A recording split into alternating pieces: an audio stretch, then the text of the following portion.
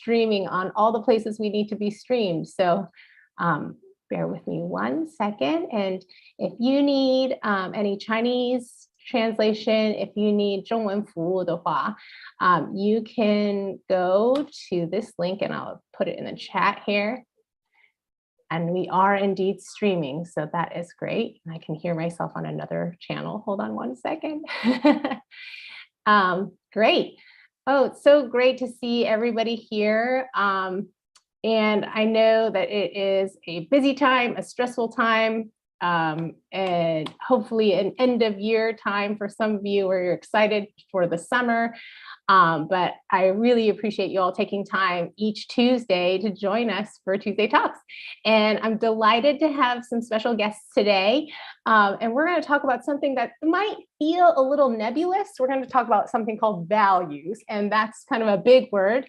But hopefully you'll get a lot of information and insight, and you want to ask, it elicits questions. So just a few nuts and bolts before we start.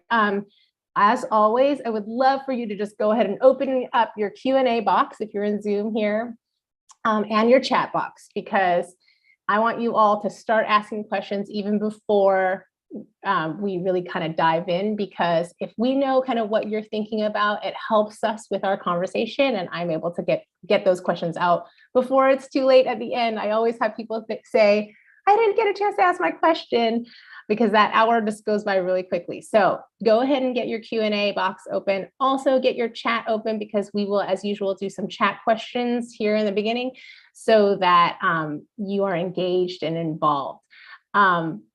Wonderful. So as I'm pulling up our PowerPoint, let's see. Here we go. Can you all see it? People can see it. We are also waiting for one more panelist, and hopefully he'll come. And if he doesn't, then that means something happened, and we hope he's okay. We will be playing Mr. View as we usually do. And so make sure you have your videos on gallery view, because Mr. View shows up anywhere. Sometimes he shows up in my window, sometimes he shows up in a different window. So if you see Mr. View, you need to screenshot Mr. View and then send an email to contact@initialview.com. And everybody who sends us a screenshot, you should be able to win a prize. So make sure you send a screenshot and keep alert for Mr. View. Once again, I want to thank everybody who is a sponsor school. We could not be doing Tuesday Talks without you. And so we just really appreciate all of you who are spreading the word to your friends and your counselors and your parents and everybody. We're delighted to see this audience every week, and continue to tell your friends about it. Okay, so without further ado, I am going to ask my panelists today to just briefly introduce themselves, and then we're going to dive into some poll and chat questions. So Monica, would you like to start? Hi, yeah, thanks, Gloria. This is great. I'm really happy to be here. My name is Monica Esser, and I represent Fordham University, which is a middle-sized university in the heart of New York City. And Mary? Hi, everyone. This is great to be here with all of you. My name is Mary DeVilliers, and I serve as the Director of International Admissions here at the University of Notre Dame, which is a medium-sized Catholic research university located about 2 hours east of Chicago. Fantastic. And we have another panelist from Southern Methodist. His name is Jeremy. He should be showing up soon. So I will let him reintroduce himself when he arrives. But as we begin, we want to know who you are as well. So I'm going to launch this poll real quick. And if you guys can go ahead and tell us who you are, where you are in this process. If you're a parent, a student, we would love to know. And that gives us a sense of who our audience is. So good job, everybody participating. I'm loving it. And it looks like right now, I mean, it's a good split, but I'm glad to see a lot of juniors, because that means that you are in the heart of the process. And this is a good topic for you, especially as you're building your college list. I'm just going to give it one more second here and just make sure that people will have a chance of getting used to the Zoom and participating in here. Fantastic. Well, welcome again, everybody, and thank you for joining us. We, like I said, are going to be talking about values, but before we start that, I want to just start a few chat questions. So open up your chat box and make sure you chat in here. Why do you want to go to college? And I think a lot of us assume that we're supposed to go to college, and we've had people tell us that college is important, or we've seen our, friends, upperclassmen friends go, but and we just get caught up in the process. But maybe we haven't really kind of thought about why do you want to go to college? So go ahead and start chatting, letting me know why you want to go to college. And it's always a little bit difficult to get people to get started on this. So great, to explore and learn more in my field of interest. And as people are typing, I might ask Monica and Mary, like, why did you want to go to college? Go ahead, Monica. I think primarily to have new experiences, meet new people, learn new things that I hadn't been exposed to before, broaden my world, really. Yeah, I was ready for an adventure. I wanted to become a journalist, and now I work in education. So your paths can lead you anywhere. But mainly it was just to take things to the next level after high school. Wonderful. I see some great chats here, and somebody says to have a better future, to bring me to a bright future, to meet more people sharing the same interests, to see different cultures and perspectives, to increase your expertise. This is a funny one, to spend money as quick as possible. Yes, it's an expensive option. Thank you for your honesty there. And yeah, sometimes it's like a little bit, it's a hard question. We think it's an important thing to do, but we might not have a specific answer. But I do think people are saying, to have more options, and those are great high level reasons to go to college. I have another chat question. What do you think would make your college experience quote unquote successful to you? And successful is a term that's, you can define on your own. Some people think success is measured differently, but go ahead and chat in the box. What would make your college experience successful to you? And picking something that is interesting to me, finding something that you like. Yeah. And same thing, Monica and Mary, I'm going to ask you all, and this is like after the fact, maybe something that you thought you would want, and then something that ended up being the thing that you felt like made your experience successful. Go ahead, Mary, you go first. Oh. I was going to need more time to think.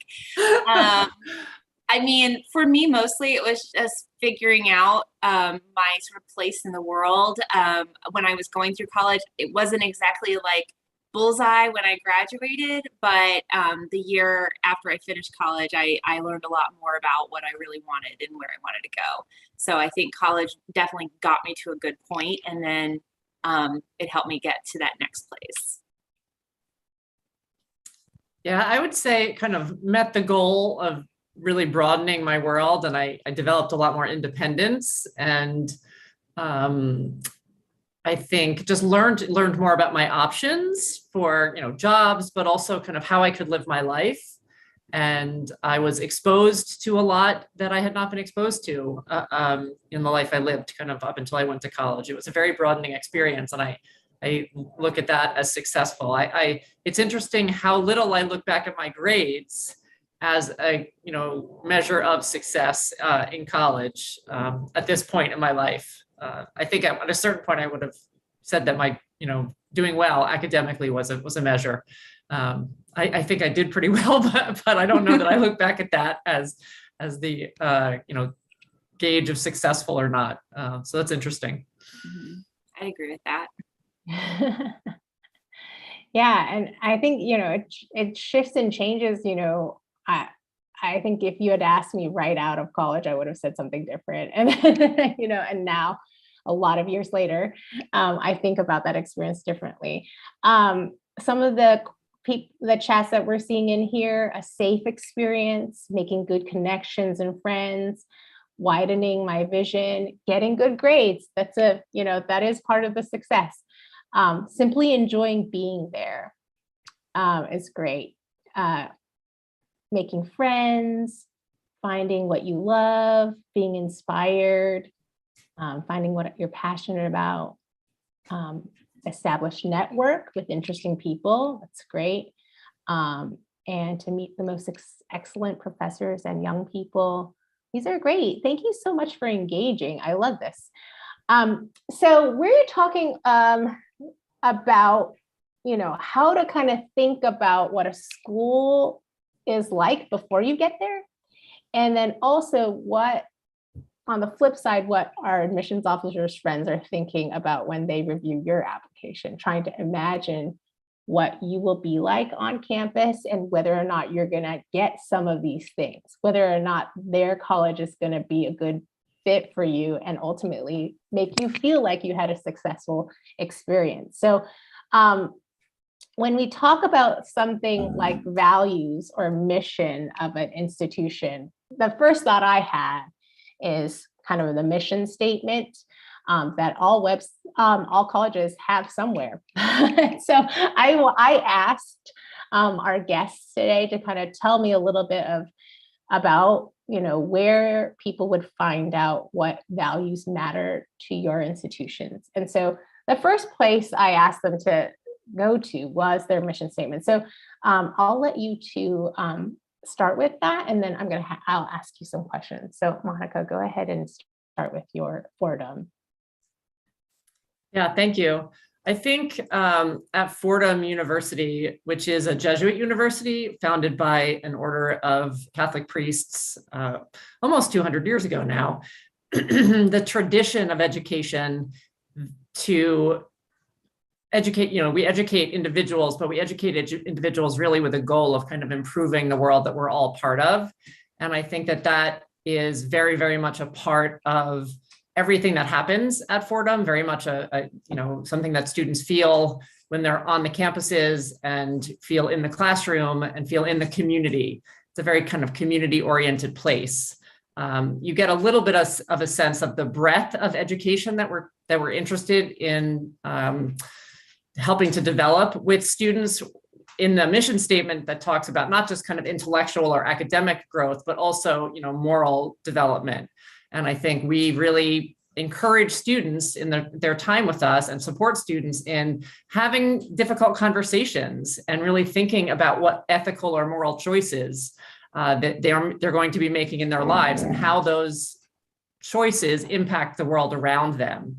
And I think there's a kind of initial mission statement at Fordham, and then there's additional parts of it that don't necessarily fit on here that talk a little bit more about just community and the development of community. And I think that's kind of really, really central to what Fordham is looking to help our students develop, both on campus and kind of in their future. Wonderful. And I'm going to ask you a little bit more about where, that community piece would have been seen. But let me go ahead and let Mary go with her mission statement, and then we'll talk. Great. Well, essentially, this is, if you go to our mission statement on our website, it's very long. They're very thorough about the intent of our university. The shorthand that we all use at Notre Dame is to be a force for good in the world.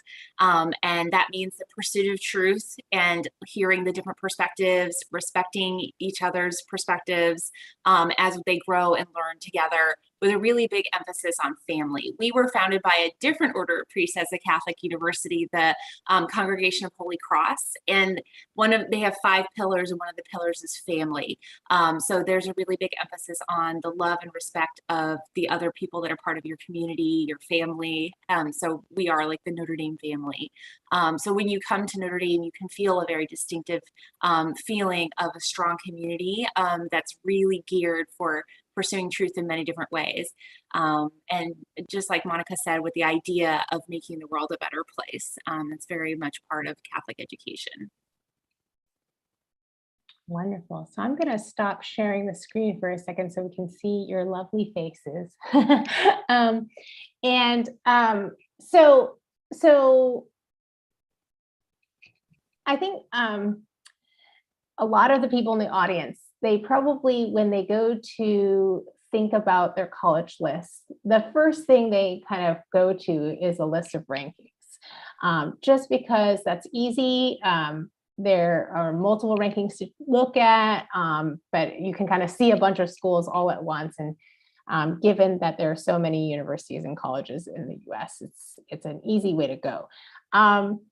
What would be, I don't know that I even looked at mission statements when I was when I was applying to college. And even now, as I have a 10th grader, I'm not sure that we've done that.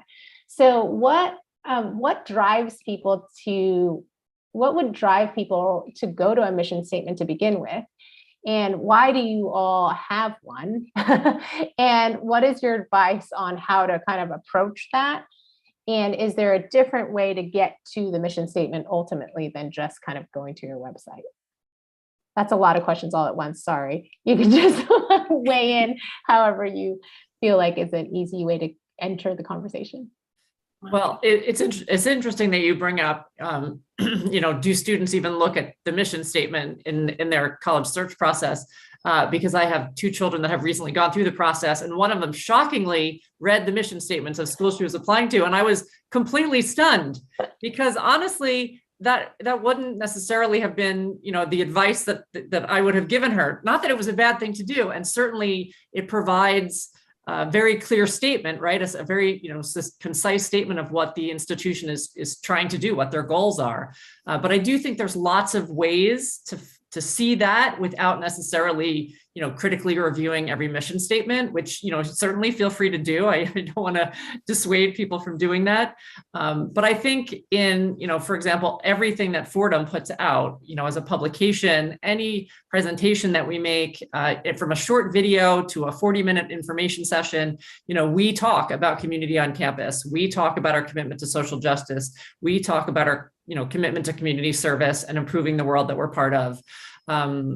We have physically structured our campuses in a way that they are very community oriented in a very large city of New York. I mean, we have done so many things to create the type of community that we want, and we visibly put that on display in so many ways that I think are not just limited to reading a mission statement. So I think it's well beyond that few lines where you can absorb the essence and the kind of what's really important at a given university. Certainly, talking with other students who are there is a fantastic way to get a sense of that. But I think there's lots of ways to do that. Would you agree, Mary? I agree. Yeah, I was gonna say, talking to the students that go there, engaging with faculty that are doing research that you're interested in, just getting a general sense of sort of the ethos of the place. The mission statement obviously is sort of like that grid and the driving force behind why the university does what it does. But I think ultimately actions speak louder than words. And like Monica said, when students are talking about what their experience has been like, if it's something that they keep all talking about, you're going to get a good sense that this is what the place is sort of centered around. So yeah, I would agree with Monica. Like, you've got to dive in a little bit deeper. The student newspaper is a great place when you see editorials, when you see speeches being given by like the president of the university, the provost. Those give you a lot of clues about the ethos. Yeah. Can you each give maybe an example of, the action that speaks louder than words, like an example of an action or a something that's on your campus or a scenario or an experience that is like, you know, your mission statement alive. Yeah, I mean, well, our commencement weekend was just this past weekend, and Notre Dame had the Archbishop in the Ukraine come as the commencement speaker. And as the students were going into the stadium for graduation, they were each handed a Ukrainian flag. So I would say it's kind of like Notre Dame really putting it out there, that idea of supporting our loved ones and colleagues and friends and even strangers in such a way. So that kind of speaks to that force for good ethos, if you will. Yeah, I mean, a couple things come to mind with regard to Fordham. I would say, you know, one of the most popular programs at the university is something called Global Outreach, which is really kind of student-run community service programs that happen locally, but also throughout the United States and globally. And they're, you know, incredibly competitive programs. So you have to apply and get selected. You do all the work, the students do all the fundraising, kind of create the program. It's a great learning experience. It's a great experience to kind of give back to different communities, and all of the projects are generated from our students. So it is really very much kind of in a nutshell, you know, I think a summary of kind of how Fordham is trying to encourage students to function in the world, you know, see a problem or identify a community that needs support, create a way to offer, you know, some support to that community, implement that, reflect on that through the entire process. And, you know, hopefully it's a successful project. But at the time that all of that is happening, you know, students are developing skills, developing greater awareness, hopefully, you know, developing, you know, empathy, and working, you know, very consciously to support, you know, some community that has a specific need. And I think that is, again, kind of just a great summary of kind of how Fordham aims to support our students, to develop our students as human beings, but, you know, also as, you know, people that are going to function in the world and make change in the world. Fantastic. Well, so what is, you know, knowing what you do about your communities and kind of the goals of your institution, how does that play into, we're moving into what people I know on the call are like, okay, what does that mean for me? And what do I need to show you to show that I'm the right fit for you? So how does it impact, like, what do you look for in review when it comes to matching values? Yeah, for me, and I don't know, Monica, this might be very similar for you, it's kind of the why behind the things that a student has been engaged with and why they're applying to our particular institution. We're a little niche in certain ways, and it's, you know, it's important. At Notre Dame, there's a big emphasis on discussion and community, as I've already mentioned, and sharing. Because when you share, you're open to also learning. And so we're really curious to see how students are going to engage in an environment like that. And the essays are really the one way that they can do that in helping us better understand. So that would be something that I would be looking for is, you know, why did you want to do this big fundraiser? Why, you know, did you want to start this like project that led to an innovation? What's the deeper reason? Yeah, I definitely think that there are in many cases, you know, students are making choices about what type of activities they participate in, and I think just seeing what those choices are is helpful to us. It doesn't mean that there's kind of, you know, a right list and a wrong list, so much as it just helps us to know a little bit more about who you are in the choices you made about how you spend your time when you're not in an academic setting. And we definitely get information from letters of recommendation that talk explicitly about the type of community member you are as a student. And I think that's very, very helpful for us.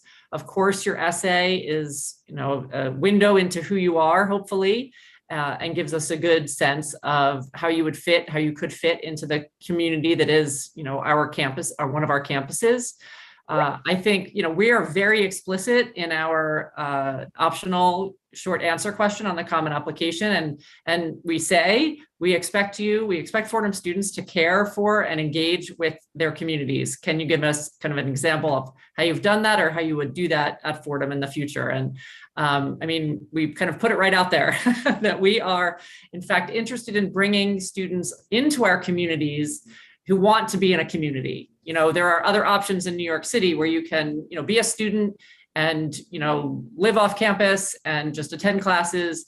And, that's totally fine. But for students that are choosing Fordham, they're students that for the most part really are choosing a community experience.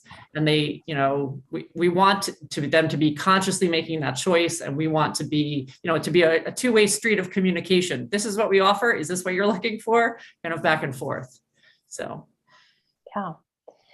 So this is an interesting question and we've talked about this on many Tuesday Talks and we'll continue to talk about it. Obviously, academics weigh strong on our students' minds. And many of them have grown up in cultures where it is, your job as a student is to study.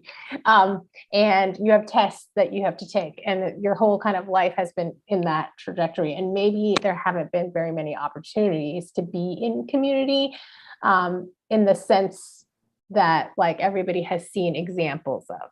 And we are, dealing with many cultures in the world. You all are dealing with many cultures in the world when you read. And so we've talked about this, but talk a little bit, speak to one, how academics are also a value of yours. But then two, what do you expect out of a student if they don't have opportunities for the engagement that some of the people on your campus do have, and maybe potential and desire, and how that might look for you all? Well, I would say to kind of address the first part of your question, that an application review, at least at Fordham, is holistic, right? Everybody's heard that word. So we do look, obviously, we look at your academic record, and that is, a very important part of our application review process. So no way I'm downplaying that. It is significant. We look at the courses that you've taken, if you've had any choices about the courses that you've taken. We look at the rigor of the curriculum, if you've had any choices. We evaluate how you've done, performed academically. All of that is part of our review. At Fordham, it has always been an additional critical part of the review, kind of everything else that you can bring to the table. So, all of the participation in any activities, playing an instrument, being a leader on campus, or, in any type of activity, being a good writer and seeing that in your essay, learning really about more of you than just what, that you got a B+ in calculus, is really a goal, actually, of the application review. We spend a lot of time trying to understand kind of who our applicants are. We devote, really a lot of energy to it. So it's really important to us. And I think it's very much of a balanced sense kind of consideration. We're looking really at the whole picture of who you are, not just that B+, not just that you played the flute for 16 years. It's really who are you, kind of what will you bring to the campus, how will you be a member of our community? That is really like the ultimate question that we ask when we're making admissions decisions, is how will this student be a member of our community? Now I've forgotten the second part of your question, so well, I before we go into the second part of the question, and I should have just asked two questions, I'm sorry. Mary, did you have anything to add to the academic piece? Sure. I would say when it comes to our application review, like the baseline is that you are someone who has really dug into your educational opportunities and that you've done really well with that. That's the baseline. Then it's sort of like, what else have you done? How have you engaged? How have you used the resources and opportunities that have been given to you to impact others? And that's something that, we at our university, we have so many amazing professors and a lot of money for you to do research and to explore the world, and so many connections to our alumni network. It's sort of like, are you going to leverage that? And how will you leverage that? What kind of impact are you going to make on the world when you leave this institution? So looking for those seeds of promise in your application from what you've already been engaged in. That is really important to us, and the why behind that. I can't stress that enough. You have these essays as an opportunity to not just tell us the what and the how, but the why. Why is this important to you? And in terms of community and engaging and how it can be different culturally, I know Chinese families, they're incredibly close. And even in their communities where they live, they formed like family-like relationships with others. That's something that they can talk about. And that's something that we would welcome. Yeah. And that was the second part of the question in terms of like culturally, engagement looks different, community looks different. COVID has added a whole nother layer of complexity to that, because especially, those in Shanghai right now who still haven't been able to go out of their apartments, the question is like, how do you showcase that you've been engaging with community when you've just been at home?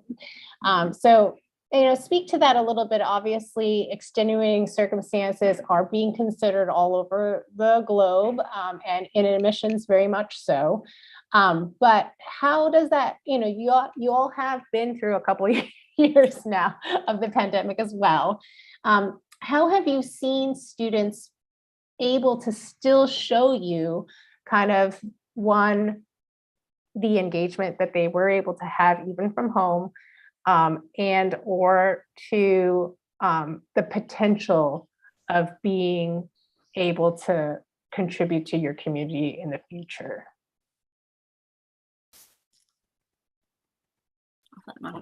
Should I start? Okay.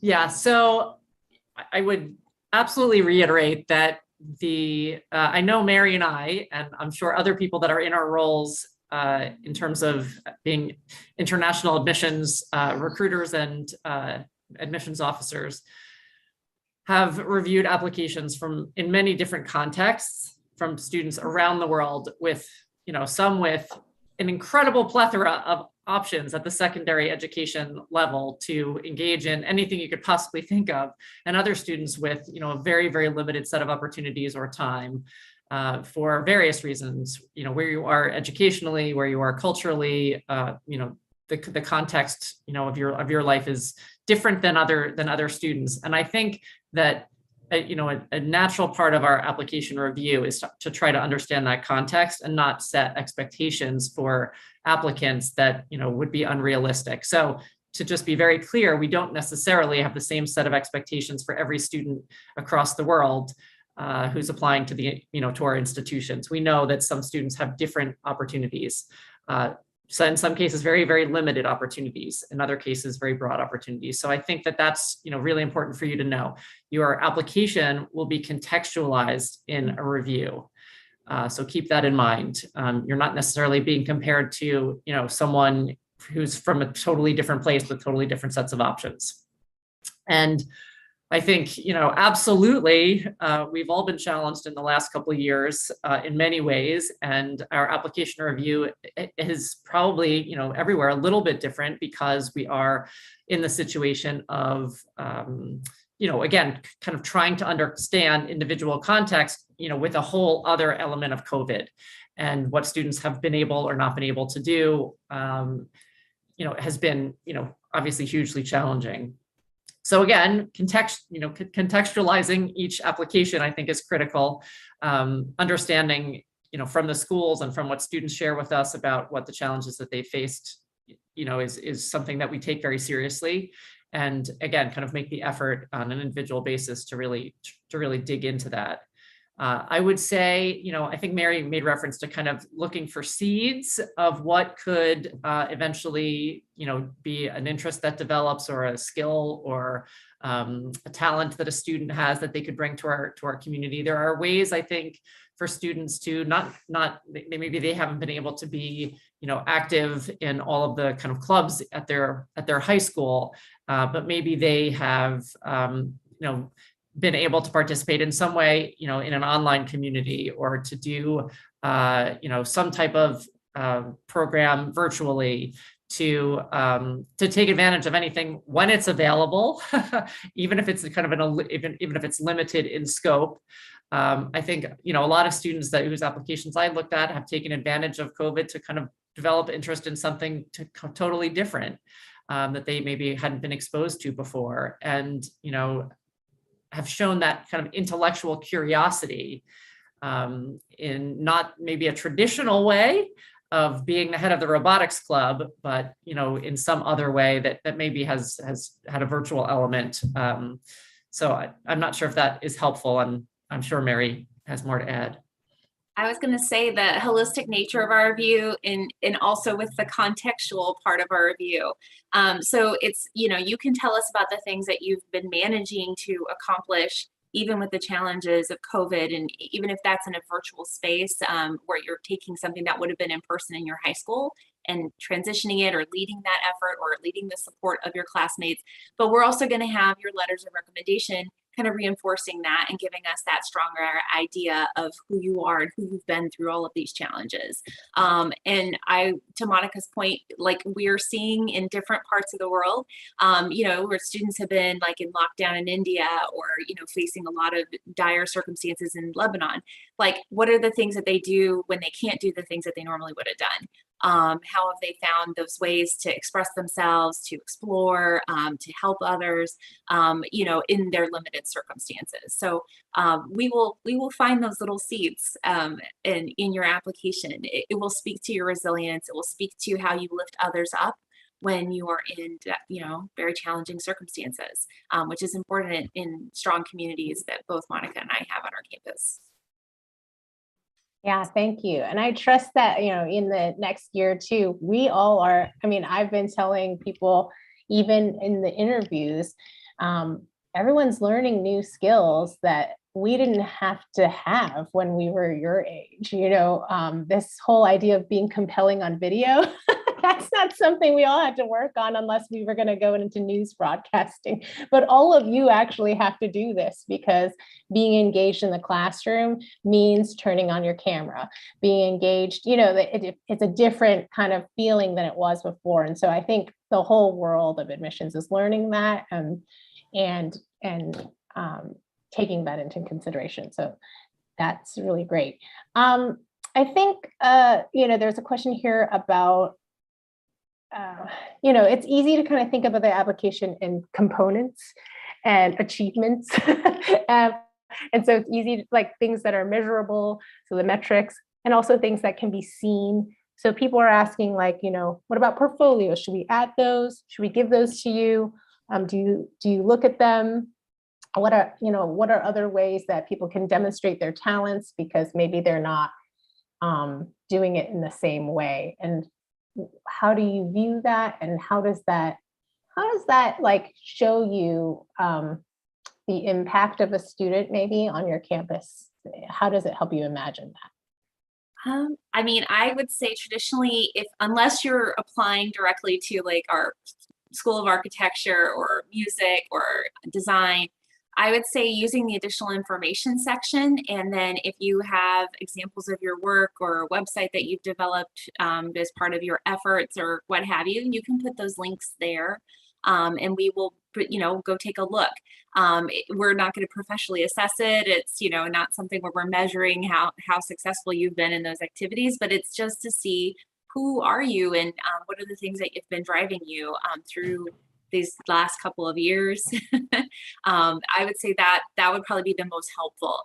Obviously, there is the slide room option if you are applying for those programs like I mentioned, but the faculty are not going to look at your portfolio unless you're applying to those majors directly. So providing us a link to go look at, your YouTube channel or your Box account where that has all of your writing samples.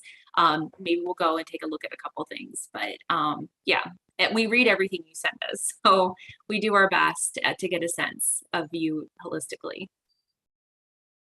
Yeah, I can just second that. For someone applying for our visual arts major, obviously sending a portfolio that's reviewed by the arts faculty is helpful, and I think that's great.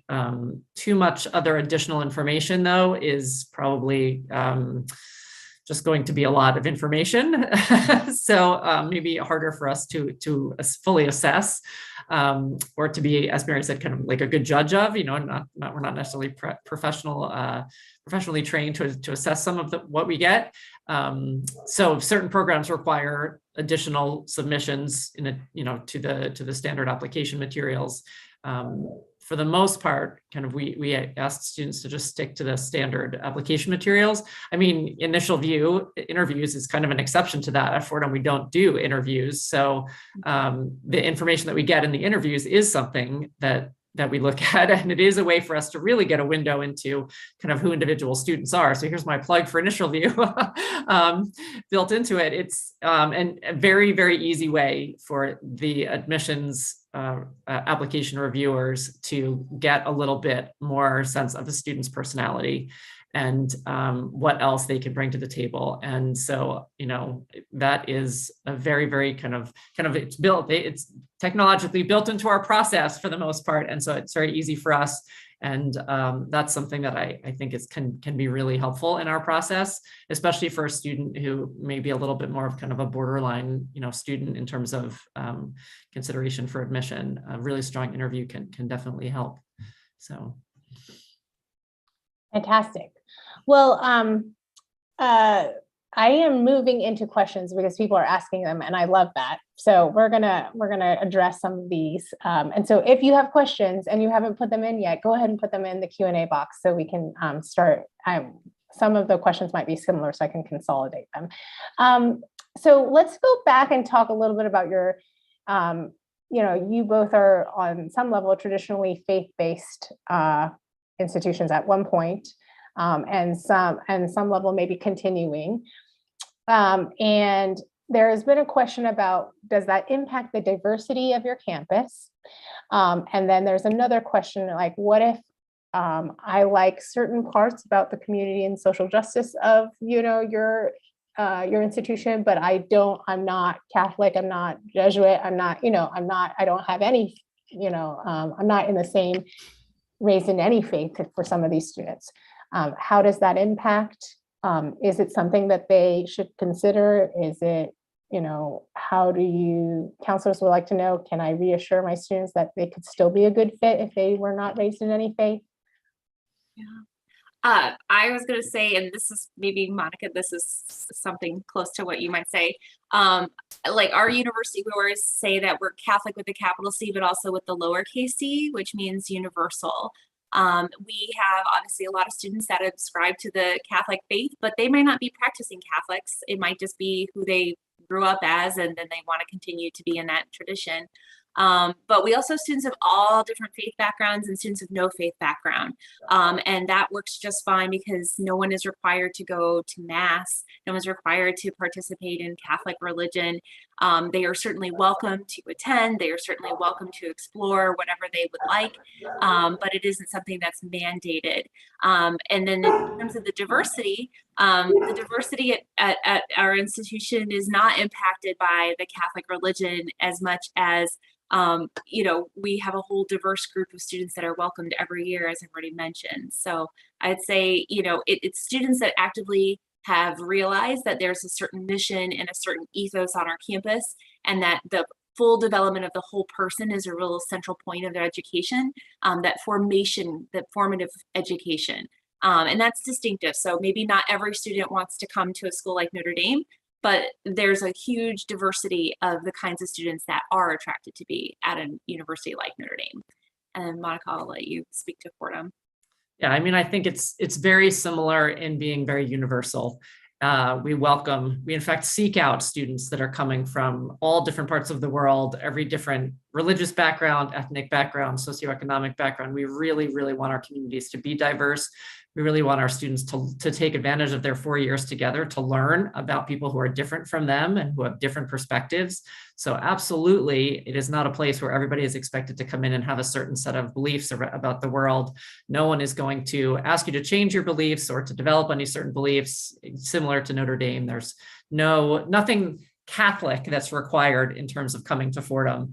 No participation in kind of any specific events. We do offer Catholic Mass. We have a Muslim prayer room on campus. We are in the middle of the most diverse city in the world.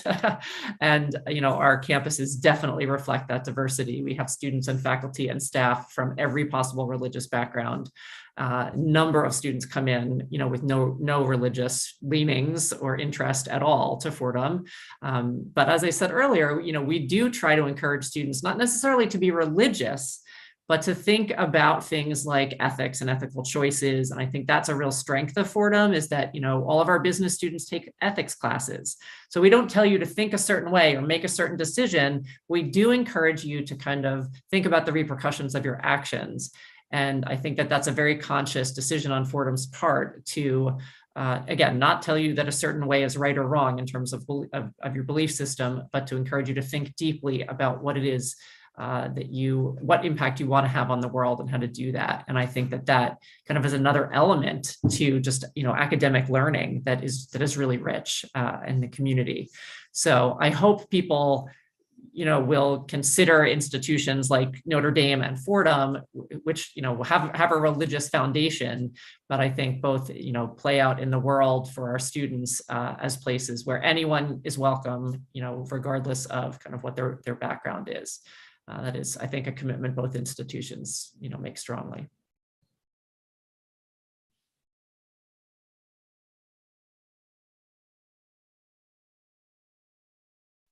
Sorry, I muted myself. Wonderful. Thank you for answering that. So we have some questions about, and for those of you, we have another Tuesday talk after this, and we'll be talking about this a lot as well, holistic review. But there are questions about what is the most important piece of the application for you? And I think before I go into that, because I feel like that's it depends question. A great question is kind of thinking back on your own experience. We've been doing this a little bit at other Tuesday talks. What are some mistakes that you made kind of in your looking for a college process, and when you applied, what you might have done differently, and what, if you were to do it now in a time of COVID, how would you kind of approach it? And maybe if it's not, for me, I feel like that experience is so long ago, and so things have shifted in admissions since then.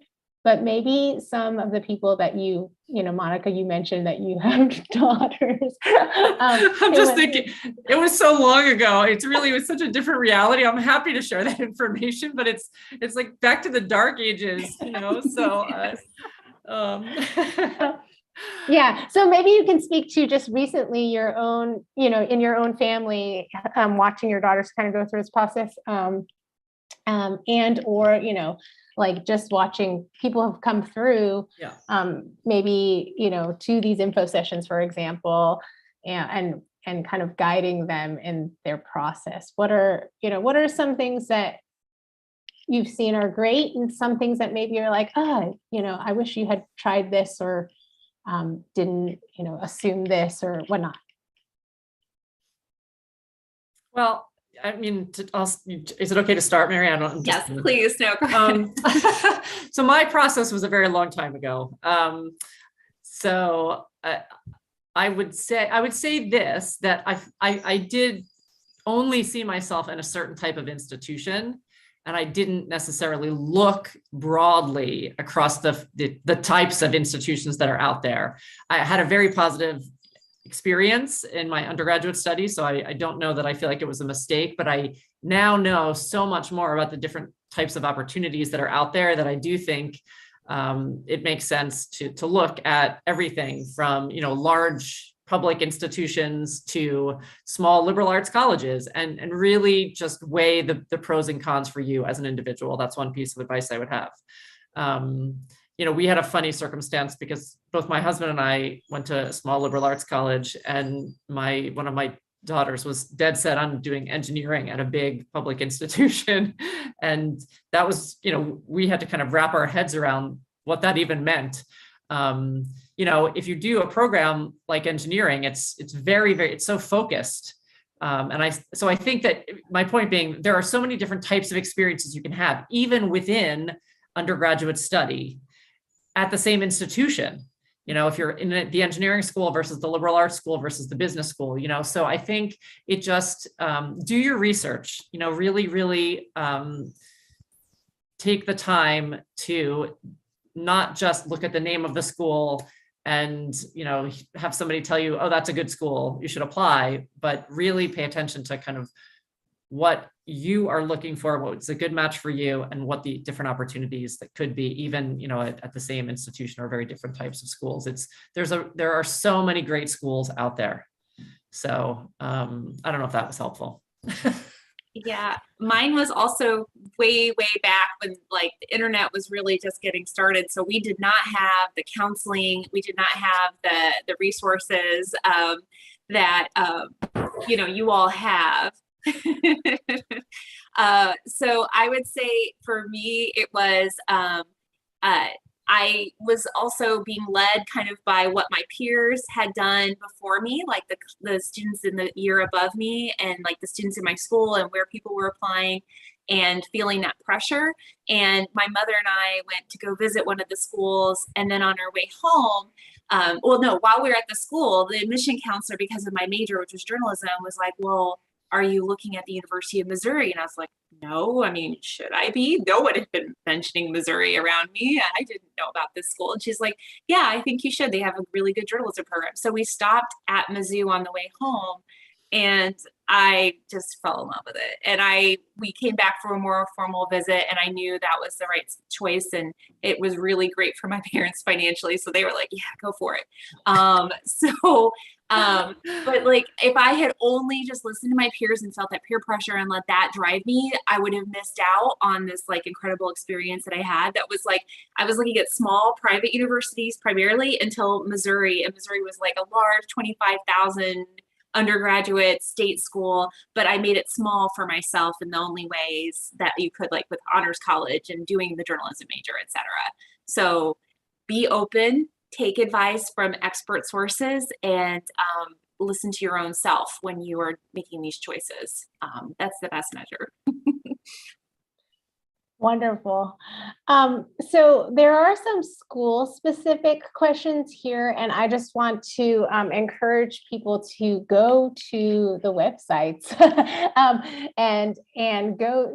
Each of these institutions have a lot of their own virtual info sessions that are very school-specific, talking about all of the options they have. But just so that we know. What are your suggestions in terms of how to get to know a specific school? Where on the website I think people often get kind of overwhelmed with a website. You go to the homepage and you're like, oh, where do I go? So maybe some simple directions of where are good places to kind of find out who to connect with, which kind of event you should be attending for what purposes. Yeah, so one of the real blessings of the last few years, I think, has been the ability of all of these institutions globally in putting information, making information accessible virtually. I think a lot of us were doing it a little bit 3 years ago, but now we're all doing it extensively. And I think you should have many options at the schools that you're looking at. I know, for Fordham, we have everything from, YouTube videos that are 2 minutes that give you a view of the campus, to campus tours, virtual campus tours that you can kind of take your own pace, to a full 30-minute information session that you can find on the undergraduate admissions website very easily and watch it at any time that you want to, as well as scheduled events.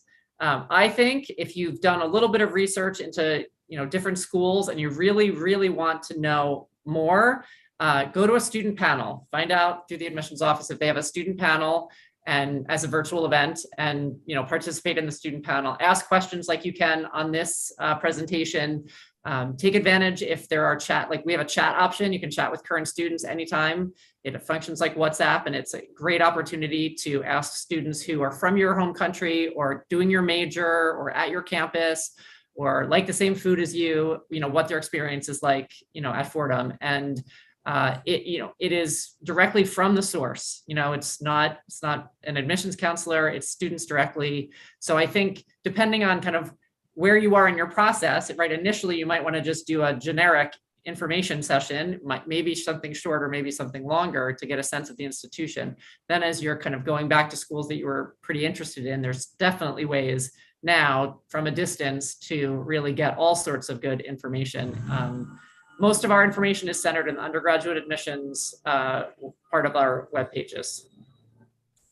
Yeah, I was going to recommend social media. So many universities have really robust opportunities. We've got, in Notre Dame, there's interns that manage it, and then we have takeovers by different students throughout the campus.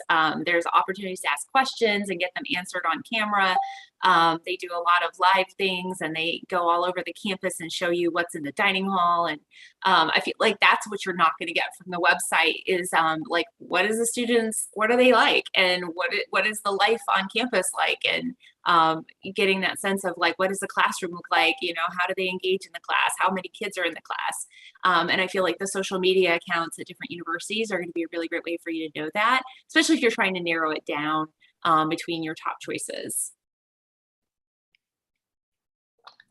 Yeah, can I just add one thing? That's a really good Yes. point. Someone said to me recently that Fordham has a rugby team, and someone said to me recently that our rugby captain is really active, like has this great Instagram account. Of course, I knew nothing about it, but apparently has like this big following, and people are, who are interested in participating in rugby at the university level in the US. Like there's these little niche opportunities, right, to kind of find out about what you're interested in and, see who's doing rugby at this place, and, are they people I want to hang out with? And so I think that there are really kind of fun ways to get information these days that, might take a little bit of time, but can be really actually a fun process for you. Jeremy, are you okay? You would think that after all of this time in COVID and time zones, that things would be so much easier to navigate. And I have to sincerely apologize for this confusion on my part entirely. Well, it is okay. We are glad that you are okay. and that you showed your face for a couple minutes of our last couple minutes of Tuesday Talks. Everybody, this is Jeremy Brown. Jeremy, do you want to introduce yourself real quick? Absolutely. Good morning and good evening, and wherever you are in the world. Greetings, everyone. My name is Jeremy Brown, and I am the Director of International Admission at SMU in big, beautiful Dallas, Texas. Fantastic. And so Jeremy is going to tell you real quick about how to get to know his institution. We've been talking a little bit about how, some advice on where to go on your website, who to talk to, and you put in your words of advice. And everybody, I put these slides up. I asked all three of my colleagues here to give a couple words of advice about anything in the process, and these are some of the things that they put. So Jeremy, you already mentioned connecting with current international students, but if you want to talk a little bit about where or how people can engage the most into understanding if SMU would be a good fit for them.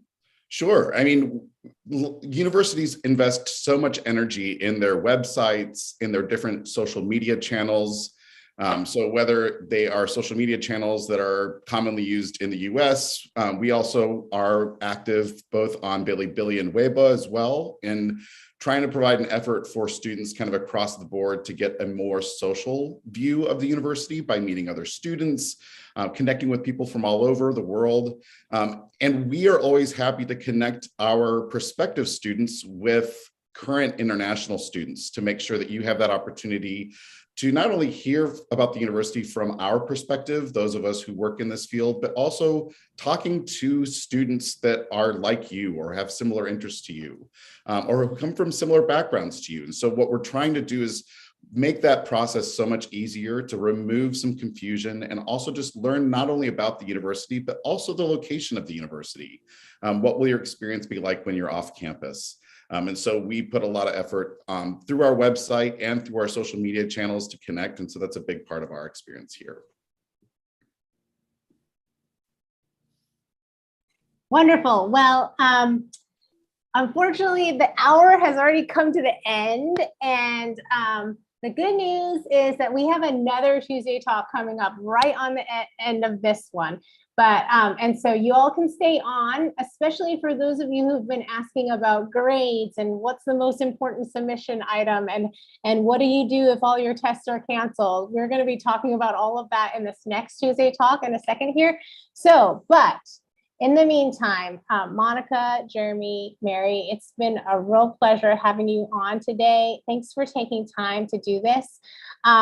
Everyone, contact information is right here. And I know that we just scratched the surface on some of these important topics. And so do take advantage of their own info sessions, their own campus tours, and all these things, the social media that they just all talked about. Do look for that. And you can always email me if you're like, hey, I need to get in touch with the admissions officer from Fordham or Notre Dame or SMU. I'm happy to connect you all as well. So thank you for coming. Some of you need to go to bed or to go on to work or whatever you need to do. So if you need to do that, feel free to leave. And for those of you who are going to hang on 1 second. We're going to do a little bit of a transition here. Bring on the new panelists, get on the correct live streams. But again, Monica, Mary, Jeremy, thank you so much for spending time with us. I've loved it. Take care. All right, thank you. Thank you, everybody.